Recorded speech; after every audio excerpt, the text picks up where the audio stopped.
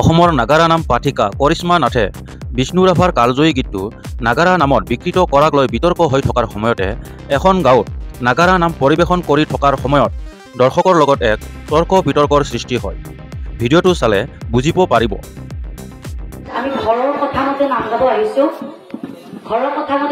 আহিছো, আমি প্ৰতিদিনে এনেকৈ নাম ধৰো। চবে ৰাইজে যেতিয়া আমাক সহায় কৰিব, এটা অনুষ্ঠানত আহিছো যেতিয়া ৰাইজৰ সহায় লাগিব, আৰু ৰাইজে যদি সহায় কৰে আমি সদায় উৎসাহ পাওঁ, আৰু আমি যেতিয়া ৰাইজক কিবা এটা দেখাব পাৰো ৰাইজেও ভাল পায়, হয়নে? ইমান ধুনীয়াকে বৰমাহঁতে নাম ধৰিছে, আপুনি বেয়া পাইছে আপোনালোক গুচি যাওক।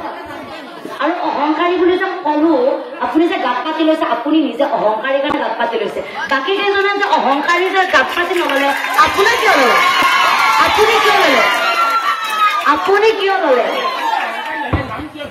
সেইটো কৈছো, সেইকাৰণে ধৰিছে আপোনালোকে। কিয় ধৰিছে কাৰণে আমি কৈছো,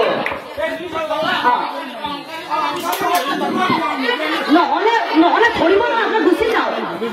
100টা মানুহৰ ভিতৰত মই 10টাৰে নাম গাম, 100টাৰ ভিতৰত 10টাৰে নাম গাম, আপোনালোকে নাচালে গুচি যাওক। আমাৰ নাম গাব দিছে, এটা মানুহৰ নাম গাম আমি। ৰাজহুৱা অনুষ্ঠান নহয়, ঘৰৰ অনুষ্ঠান হয়।